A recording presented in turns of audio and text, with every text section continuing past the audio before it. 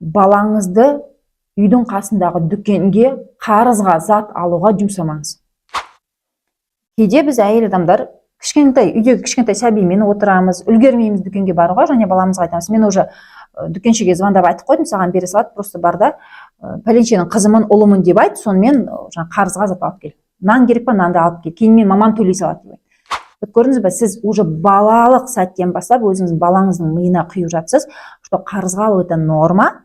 Бұл бірінші, қарызға алу это норма. Уже бастапқыда бала ұялуы мүмкін, бірақ сіз айтасыз: мен оған уже айтып қойдым, гарантированно береді, ол саған ұрыспайды, береді. Просто мысал ретінде Гүлғайшаның қызымын деп айт.